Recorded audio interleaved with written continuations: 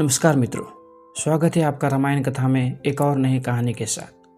अगर हम आपसे सवाल पूछें कि हवाई जहाज़ का निर्माण किसने किया था, तो आपके दिमाग में किसी बड़े वैज्ञानिक का नाम आएगा।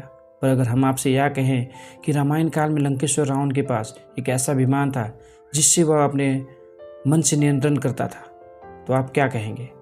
जी हाँ, हम यहाँ पुष्पक विमान की बात कर रहे हैं। तो आइए जानते हैं कहानी पुष्पक विमान की। पुष्पक विमान का उल्लेख रामायण में मिलता है, जिसमें बैठकर लंका के राजा रावण ने सीता का हरण किया था।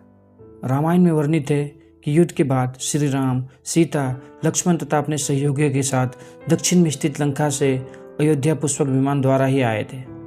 पुष्पक विमान पहले कुबेर के पास था, लेकिन रावण ने अपने भाई कुबेर से बलपूर्वक इसे हासिल कर लिया था। मान्यता है कि पुष्पक विमान का प्रारूप एवं निर्माण विधि ब्रह्म ऋषि अंगिरा ने बनाई और निर्माण एवं साज सज्जा भगवान विश्वकर्मा द्वारा की गई थी। पुष्पक विमान की यह विशेषता थी कि वह छोटा या बड़ा किया जा सकता था। उसमें मन की गति से चलने की क्षमता थी।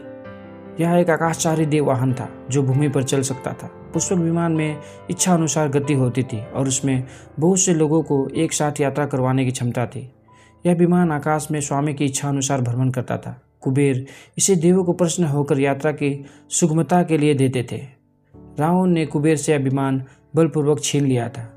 राम ने रावण के संहार के बाद पुष्पक विमान को प्राप्त किया और कुबेर को लौटा दिया। इसी विमान पर राम लंका से अयोध्या लौटे थे। संस्कृत के प्राचीन साहित्य में विश्वकर्मा निर्मित अनेक विमानों का वर्णन मिलता है। वाल्मीकि रामायण में स्पष्ट लिखा है कि शिल्पाचार्य विश्वकर्मा ने ब्रह्मदेव के लिए दिव्य पुष्पक विमान की रचना की थी। प्रभास नामक वसु की पत्नी महासती योग सिद्धा देव शिल्पी विश्वकर्मा की माता है। देवताओं के समस्त विमान निधि तथा अस्त्र शस्त्र इन्हीं के द्वारा निर्मित है।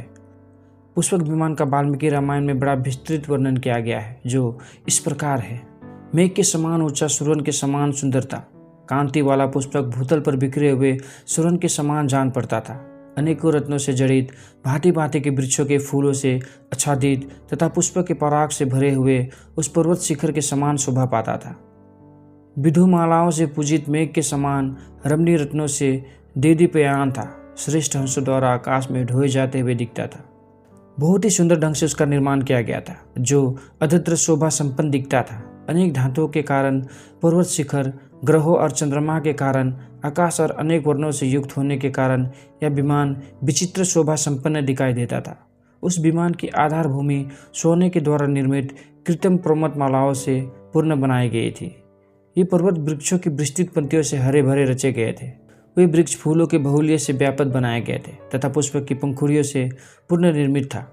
उस विमान में श्वेत भवन बने हुए थे। विचित्र वन और अद्भुत सरोवर से चित्रित किया गया था। यह पुष्पक रत्नों की शोभा से प्रकाशमान था और सबकी कहीं भ्रमण करता था। नाना प्रकार के रत्नों से विचित्र वर्ण के सर्पों का निर्माण किया गया था। अच्छी जाति के घोड़ों के सुंदर अंग वाले अश्व भी बनाए गए थे। उस विमान पर सुंदर मुख और मनोहर पंख वाले बहुत से ऐसे विहंगम चित्र निर्मित थे, जो साक्षात कामदेव के सहायक जान पड़ते थे। उनकी पो मूंगे और सूरन के बने फूलों से युक्त थी तथा उन्होंने लीलापूर्वक अपने पंखों को समेट रखा था, जो लक्ष्मी का अभिषेक करते हुए नियुक्त थे।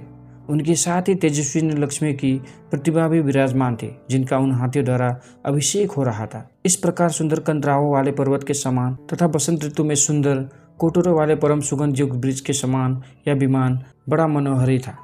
यह थी पुष्पक विमान की कहानी। यह वीडियो आपको कैसा लगा, आप हमें कमेंट करके बताएं। वीडियो को लाइक और शेयर करें और हाँ, हमारे चैनल को भी सब्सक्राइब जरूर करें, क्योंकि हमारा मानना है कि ज्ञान बांटने से बढ़ता है। धन्यवाद।